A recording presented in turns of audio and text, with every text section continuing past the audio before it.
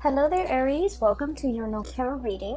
So, when I was shuffling out the spread, I saw two images for you, and I'm not sure which one comes first, but they're definitely related.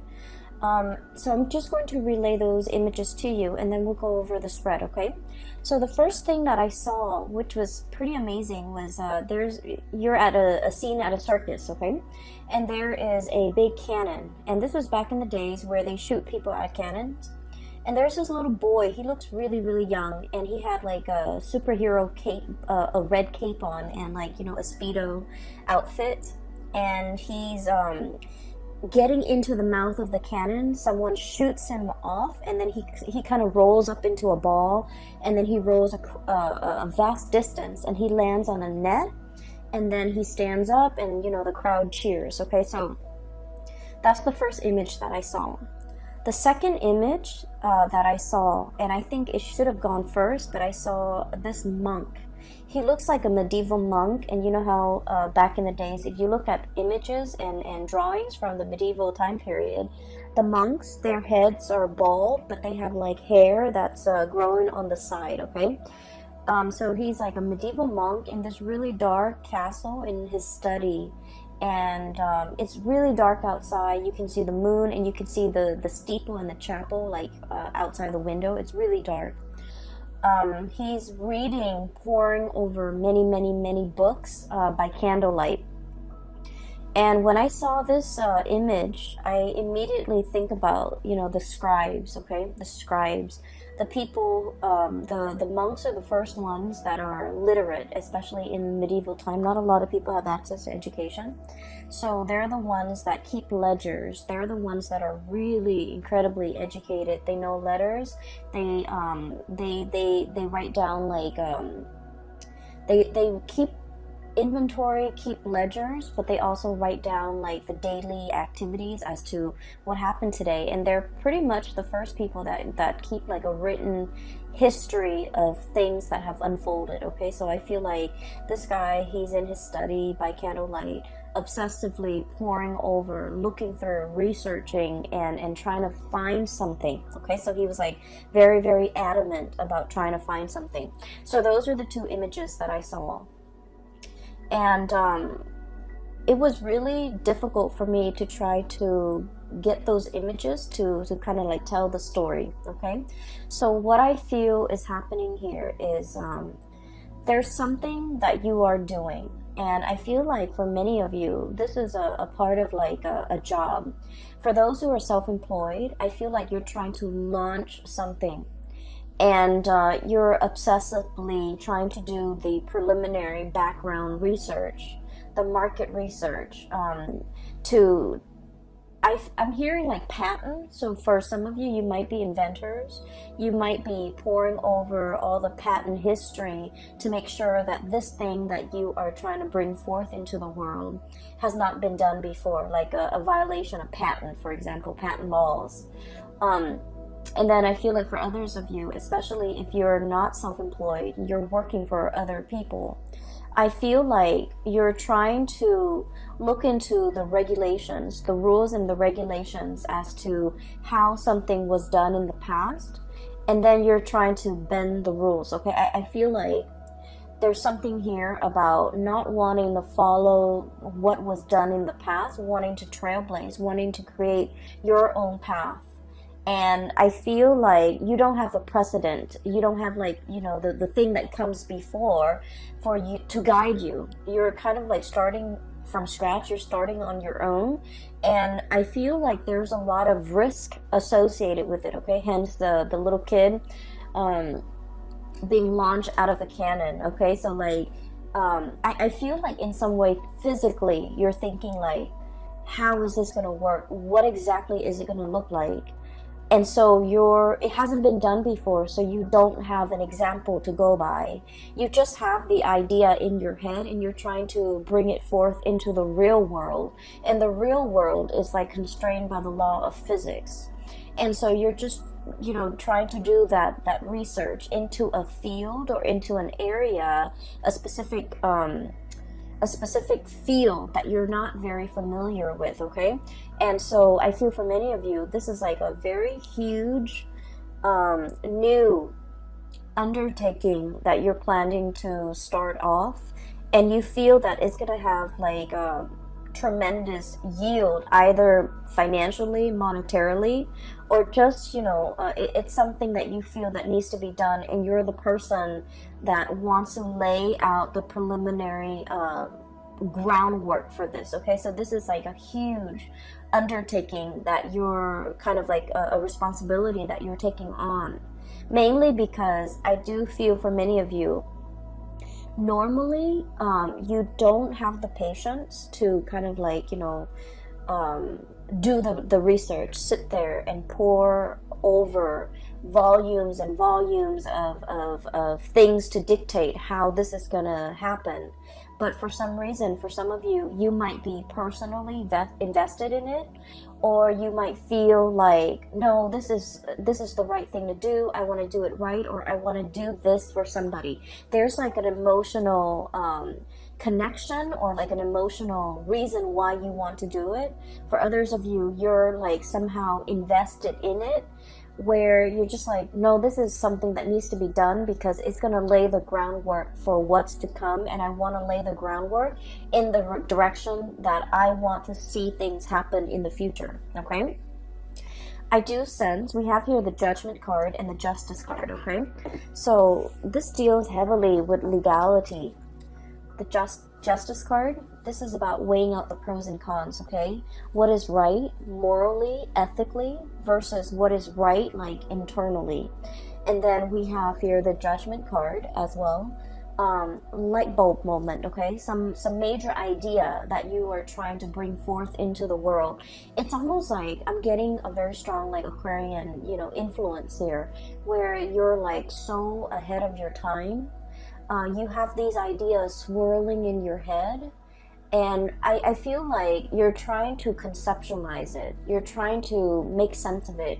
You're trying to like sort out these creative ideas, put them into little neat boxes so that you can understand exactly what you are trying to work with. I also feel like it's a major ethical or a moral issue that you're grappling with, okay? Whenever we are linked up with laws and legalities and rules and regulations, I feel like especially for many of you, you have an innate sense of what is wrong and what is right. And I feel like there might be some type of a moral conflict between what you feel is right, what you feel is wrong, versus what the laws dictate is right, or what the law dictates is wrong. So there might be some type of a legal framework, or just some type of a framework that you're working within that you feel needs to be changed, and you're trying to find justifications for how to change it. You're trying to find evidence. You're trying to find like nuances in the law so that you can bend them. And I feel like you're doing this because internally you're driven by your own sense of what's right and what's wrong. And so you're trying to, you know, shape it or fashion it in a manner that speaks to you. So I feel like for many of you, there might be a situation in a work environment where you're just like, this is not fair. This on paper, it says this, but in my mind, in my head, in my heart, it feels wrong. And so you're trying to, you know, find a way to get around it, is what I'm sensing. Okay, so this is coming in really, really strongly. And then going to the second image, this is what I'm sensing here, is there's a situation where, once again, you know, you're trying to bring things forth into the world. It requires a lot of background research from your side. And the more that you read, the more ideas come to mind. But I feel like there isn't like a running thread to string all of these ideas together. And so in that way, you might feel like you're kind of ill-prepared to make the connections, to make the dots, to connect the dots in some fashion. And you also feel like you might need to speak to a specialist. You might need some type of an expert in their field in order to help you, in order to conceptualize, not only conceptualize, but like to draw out how it's going to be implemented or how it's going to be made in the real world. Okay, and I feel like there's somebody coming in, someone who's an expert in their field. We have here the Queen of Swords. I usually think of this as someone who is super rational, okay? They work with rules, they work with laws, they work in the legal profession, and they are also, their mind is really, really fast when it comes to making connections, connecting the dots between one disparate idea and connecting it to another. So I feel like if you're kind of like fumbling around in the dark and you're just like, I need help, I really don't quite understand how to make sense of everything that's in front of me, the more research I do, the more I read up on something, the more confused I get, or the more ideas that come out of it, and I just feel scattered and I feel all over the place. I feel like you have an expert coming in that is going to be able to help you through this process, that's going to be able to make sense of it for you. For some of you, I do feel like, you know, it's just like there are too many things, too many interests, too many hobbies, too many ideas you want to get off the ground, and you don't even know what to do first. So I do feel in a way that the solid groundwork has not been laid, and you're still in that process of doing that. So I just want to say as well, you know, there is a Mercury retrograde that's going to permeate the entire month of November. It starts on the 31st of October, and we're going to be in the Mercury retrograde period for about 3 weeks of November, and the last week is pretty much the shadow period. So this is a time to really lay that foundation, lay that groundwork, do the preliminary research, make sure there's no holes in your theories, and make sure that everything is done. And I keep hearing like conceptualize. Make sure that you have a very, very, very solid foundation laid out before you start doing anything. And the time for you to start doing anything should be outside of this Mercury retrograde cycle. So I would say the month of December looks really, really right, especially if we are in the time of Sagittarius, which is a fellow fire sign. You know, when the sun is in Sagittarius, it's going to make a trine to your sign, Aries, and it's going to it's more conducive for, you know, bringing you recognition, bringing you into the limelight, and making sure that your plans and ideas and whatever you're trying to implement is foolproof, because you're going to get a lot of visibility. And so I feel like the month of November is not really the time to draw attention to yourself because of the Mercury retrograde period. It is time for you to kind of lay low, pour things over, understand things, read up on things, do the preliminary research, have all those ideas floating around. You don't need to string them into any type of a coherent thought. You just need to, you know, take them into account, but don't implement anything until the month of December. So I hope that makes sense, because if things are not laid out well and thought about well, and, you know, I want to say, if they're not done well, by the month of December, when the limelight is on you, or when the spotlight is on you, that's when, you know, all the holes in your theories will start to show, okay? I'm seeing that it's like light streaming through it's almost like a window with curtains, and then light streaming through. If there are holes in the curtains, you're going to start to see those holes cast a shadow, and you're going to start to see the light. So I feel like this is not a time for you to get that limelight. It's going to come in the month of December, okay? So enough about that. I do want to move on to the cards, because there's something coming through here. First of all, we have here the Eight of Wands and the Eight of Swords, and both of these falling on top of each other. So the Eight of Wands, this is massive amounts of communication. And the Eight of Swords is a situation where we keep ourselves stuck, we keep ourselves bound, and we feel like we don't have all the information that we need in order to move forward, in order to make a decision. So what I feel is happening here is there's a major idea that you have, okay? I feel for many of you, you might be like consultants, you might be experts in your field.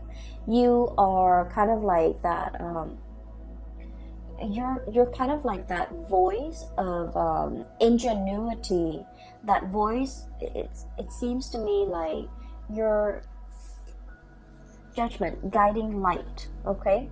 You're providing a lot of swift, short, concise communication to bring people out of a state of confusion, okay? You guys are very like no nonsense, no holds bar. Whatever comes to mind, you say it. Like you rarely have a filter. And I feel like because of this carefree, a lot of people might think it's reckless, but what I feel is it's a childlike innocence. It's sort of like, let's just do it first and then read the instructions later. Okay, let's just rely on our intuition to assemble this thing without having to read the instructions, because we all know, you know, intuitively where things are supposed to go. And you have that kind of like blind faith where you're able to like get things done, push people along, move people along. And I'm sensing, you know, start things off the ground, get things off the ground, get things running, inspiring people, and making, like, not letting people make excuses for why they're not getting things done. So I feel like you're kind of like the voice of, not so much the voice of reason, but like that light in a tunnel to help guide people along, because you're very, very bold and brave, and you venture into unknown territories.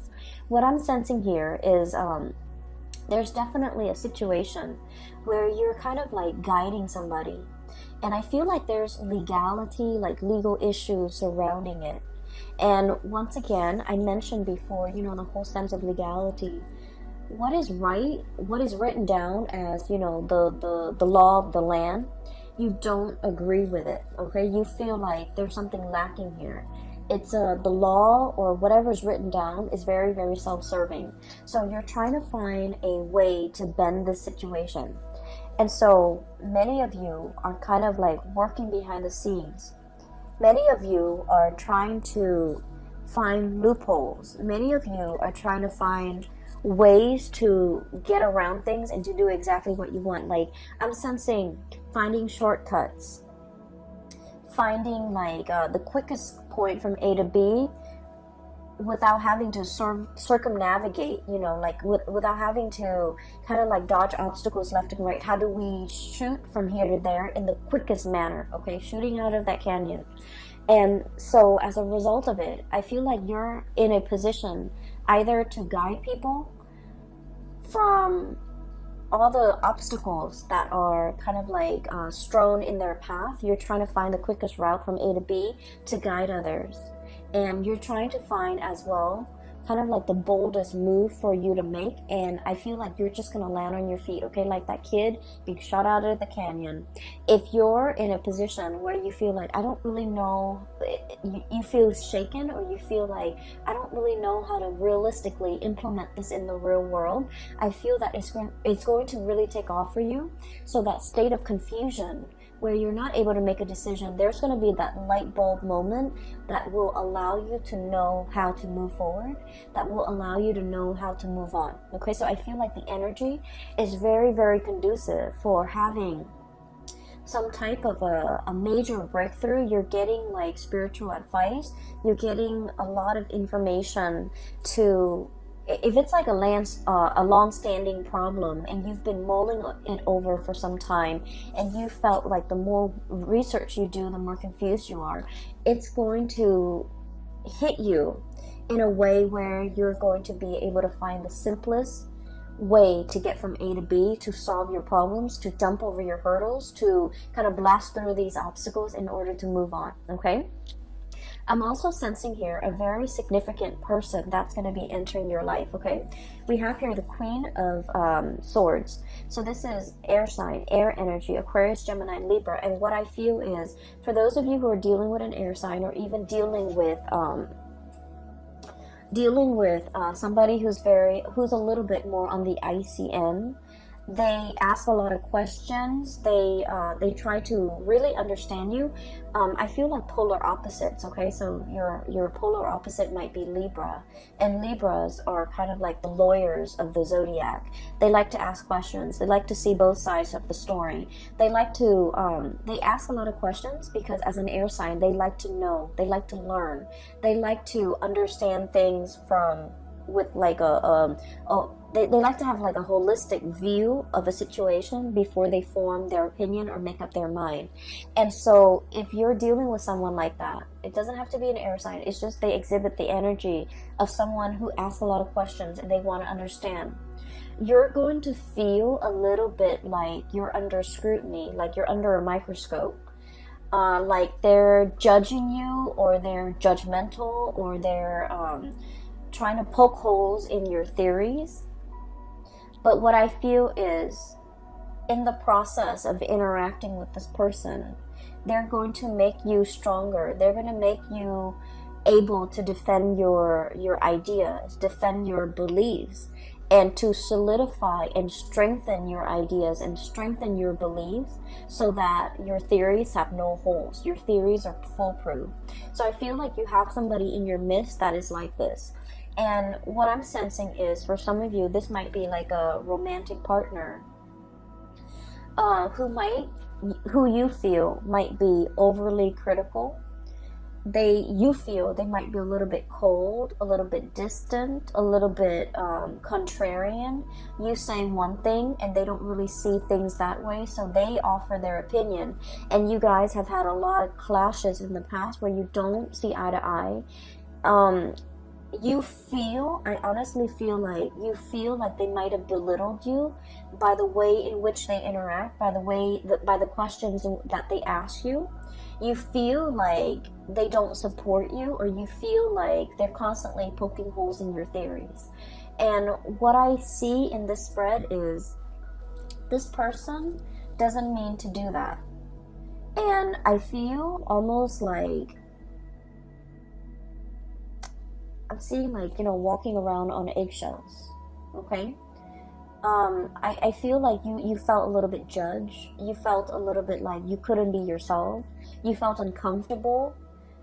And you didn't understand why. You felt like they didn't trust you, or you felt like they just, they shoot down your ideas. You felt very unsupported, okay? And so I feel like this wasn't like an easy relationship. For some of you, this could be, I definitely feel a very strong love connection. So it could be like a love interest, a love partner, or even like a family member that you, for whatever reason, you really wanted to please this person, okay? And I'm also sensing like, it's somebody that you hold in high regards, okay? They're on a pedestal. They're on the scale here. That you hold them in really high regards, and for whatever reason, you are very eager to please this person. You really like this person. They don't mean to be harsh. They don't mean to make you feel like they're poking holes in your theories. It's just they can't help themselves. The way if their curiosity is piqued, if you're saying something that really strikes at one of their many interests, they're going to ask questions. They're going to ask a lot of follow-up questions, and it can feel really uncomfortable. And you're not the first person that they have made feel like they're under scrutiny, like they're under a microscope, like they're cross-examining you. You're not the first person, and I feel like this person has a tendency to do this, and I feel like they isolate a lot of people. They might have isolated friends because of their behavior. So I'm sensing here a person that doesn't mean it. They don't mean any harm, and they don't understand how they come across, and they don't understand how harsh they are with their words and their judgment, and they don't understand that people feel judged or feels that they're too judgmental, and people feel uncomfortable in their presence, okay? So I feel like you're dealing with a situation like that, where somebody might be asking you, and they're asking you so that they can understand where you're coming from, so that they can understand your ideas. And So, you know, let your guard down, definitely, when you are interacting with this person, because I feel like they mean no harm, okay? When we're coming from a space, anytime we're coming from a space where we are constantly questioning somebody else's motives, Three of Cups, this is a celebratory card, an exchange of communication, ideas, getting together, having a really, really good time, and you have this, you know, a flow, a really soft, I want to say a soft flow of energy. And then there's like, you know, mutual exchange, right? Of ideas, of energy, of support. And then all of a sudden this person comes into the picture and they're kind of icy and rational and just, you know, stone face, poker face, so you don't really know where they're coming from. So I feel like, you know, they have a habit of doing this and they're not really aware of it.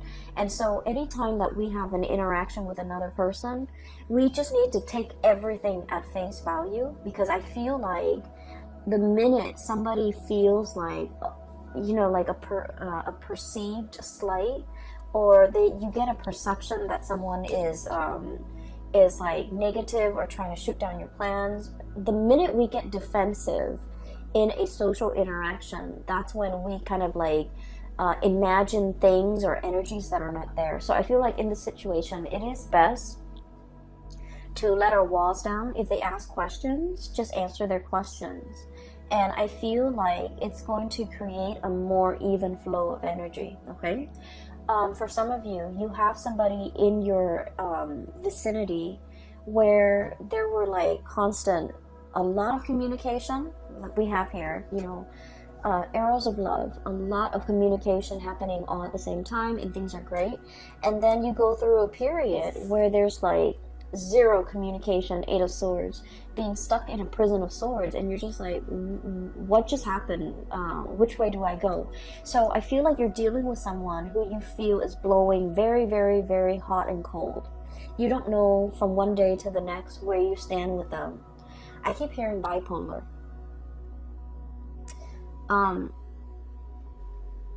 And I'm also hearing as well somebody who's very stuck in their head, and they might have like a gazillion things or a gazillion ideas that they're working on. So they're jumping from the realm of the mind. They're constantly thinking about other things, okay? So it's not that they don't have time for you, or it's not that, you know, they're... I feel like they're very, very busy, and I know that sounds terrible. There's no excuse. You know, if you really want to make something happen, if you really want to reach out, you want to prioritize a communication or a specific person in your life, being busy is no excuse. We find time for things and for people that matter. But I feel like there's like periods of like a lot of heavy communication with this person, and then you go through a drought, and then they come back, and then there's a lot of heavy communication. And you're just never sure where you stand with this person, and you're frustrated, and I feel like you're thinking about the worst. You're thinking about like worst case scenario. They're probably talking to other people, they have a lot of other options, they have a lot of other people in their mind. And I feel for many of you, you might retaliate by, you know, going out a lot, you know, trying to meet other people. And so when you're going through that period of drought and there's no communication from the other person, you are waiting on the communication, but at the same time, you're just like, you know, I do see like a retaliation where if there's no communication, you draw your attention elsewhere. And so I just feel like the other person has a lot of things on their plate. And once again, I'm not saying like it's an excuse, but I do feel like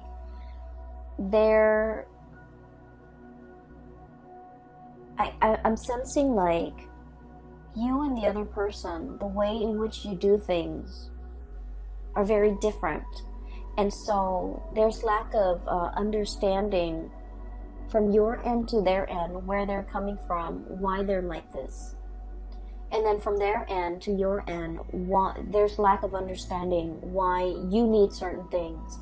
You might need a lot of communication, and I feel like they need a lot of downtime. Does that make sense? So I feel like that's you're like polar opposites, and the way in which you need others, the way in which you express love, the way in which you express concern, and you know, The ways in which you show affection is very, very different.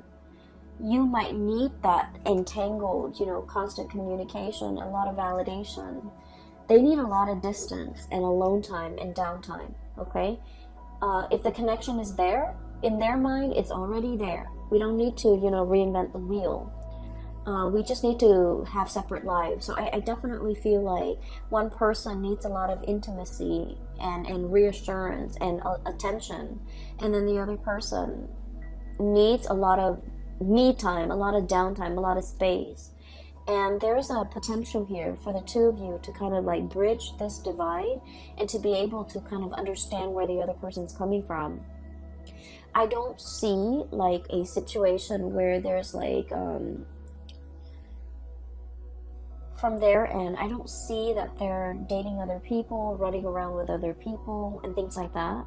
I do feel like you might have thought that, but I don't see it from their end. But I do sense that they're wondering as well, the times in which you guys are not communicating. What are you up to? Are you out there dating other people with this Three of Cups? Like getting to know other people, trying to, forget them? And then we also have here the Nine of Cups, being comfortable and happy and satiated on your own, not needing them and, living your life. So I feel like there's a potential here for like a lot of misunderstanding between you and another person.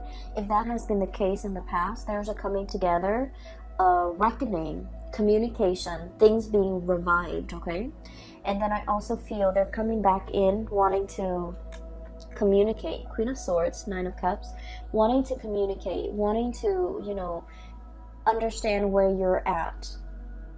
And the blue color is coming out very strongly here, which in the blue eyes and the blue color, I do feel like you want them to see, okay? You want them to see that you're okay without them, that you're happy without them. But once again, I feel like this person means a lot to you, and you want that validation from them. You want to see. So if this has been somebody that has kind of like left you high and dry in the past, I feel like a part of you really wants to show them, really wants them to see that you're okay, you're happy, you're dating, your social life is really thriving and taking off, or your dating life is really thriving and taking off. Like, you want to see. Some of you might be posting on social media, posting like, that you're out and about, you're having a good time, you're enjoying the single life, if this is an ex.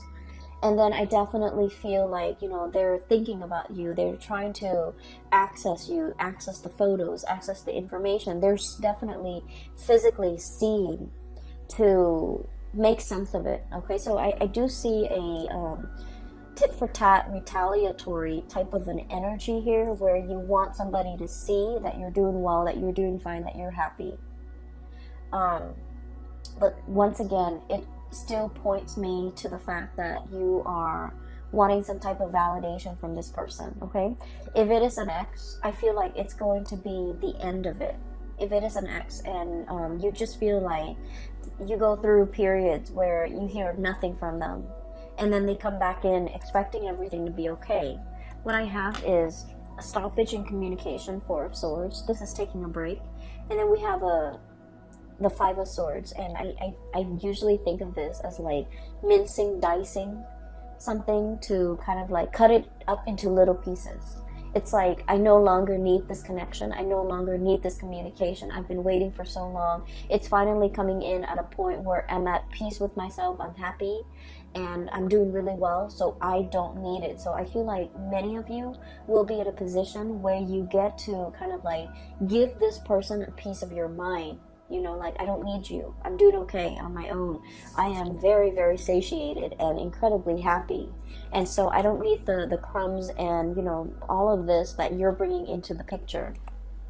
But then on the other hand, I do feel like many of you, you're dealing with somebody where there is a lot of misunderstanding. What they need and what you need are totally different things. You might want to be the one, you know, going out, having fun, wanting to be the life of the party. And the other person, they crave a more peaceful, a quieter existence. And I feel like there will be like a bridging of the gap where the two of you will kind of like meet in the middle and try to, I want to say like compromise, okay? Like compromise. So I'm getting a very strong polar opposite here. And once again, your polar opposite is Libra.